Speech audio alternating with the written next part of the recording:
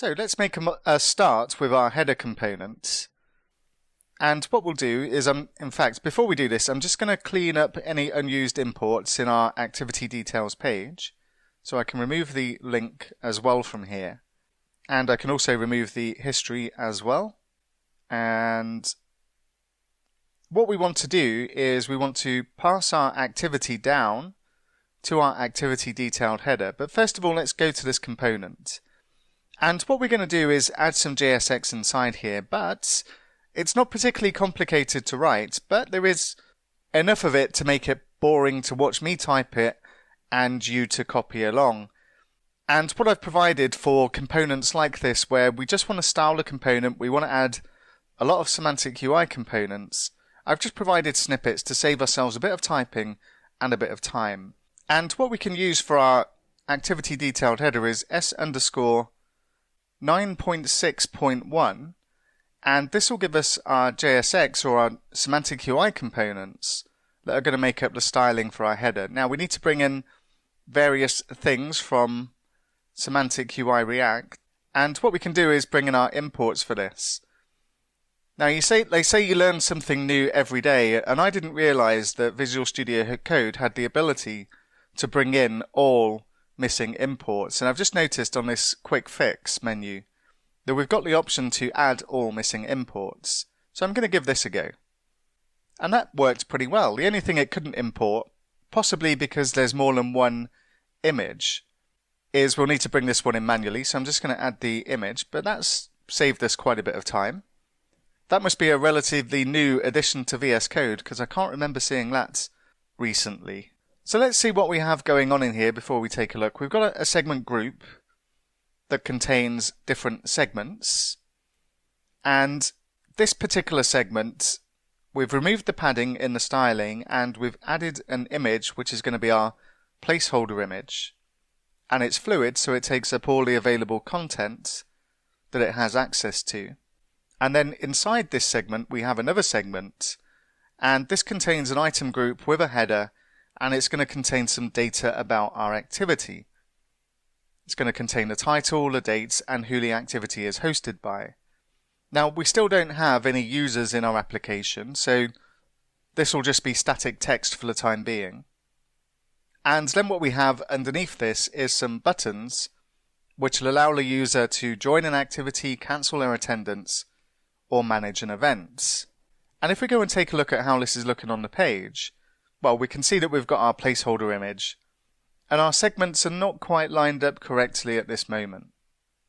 We want this content, and our title is hidden because we've got the color of this as white, but we want to move this up above our image. And we also want to dim this image as well, so that our text, when we style it, which is going to be white, stands out from this particular image.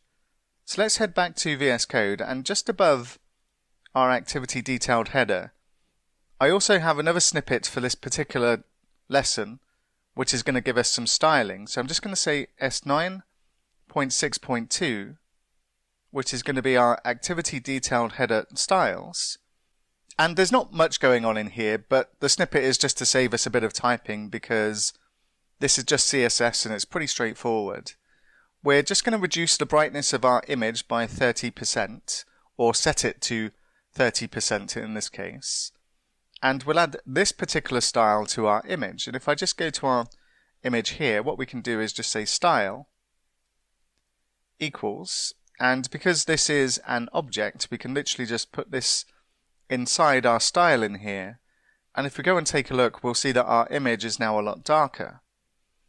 The other style we've got for the activity image text style, we're going to position this absolutely because we want to position this on top of our image here. So what we want to do is move this entire segment up and over our image, and we can do that by positioning the segment absolutely and then telling it where to be positioned. And then we're also given the text a color of white. And we'll add this particular style to our segment. And we'll say activity image text style. And if we go take a look, well, we can see that's not quite what we're looking for. We've got the positioning, but because we're using a segment, This provides some padding, margin, and also a background color for the segment itself. So what we want to do is remove this default styling, and we can do that by making it a basic segment. And this has no special formatting, and if we go back and take a look, we can see now that we've got our header text positioned and displayed over our image. All we want to do now is bring our actual activity into our activity detailed header. So in our activity details, let's pass down our activity as a prop to our activity detailed header, and then we'll go to our activity detailed header and we'll make this a React functional component.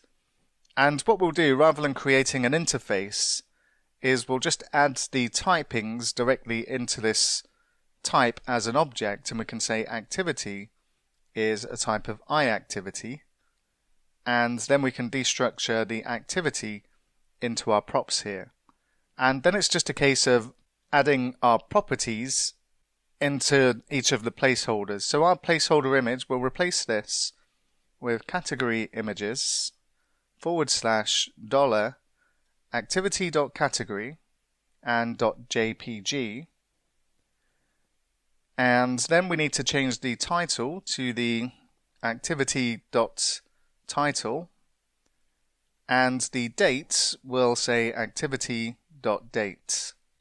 And that's all we need to do inside here. The buttons aren't going to have any functionality for a while, and we'll go take a look and we can see that we're getting our activity properties populated in the header. And the only other thing we need to do is, because we're reading our activity from the store, and even though we're not using the activity store directly in this component, we still need to make it an observer so that it observes any changes to our activity object. So down at the bottom, I'm just going to say export default observer, and then wrap this around our activity detailed header, and this is still working fine. What we'll take a look at next is the activity detailed info.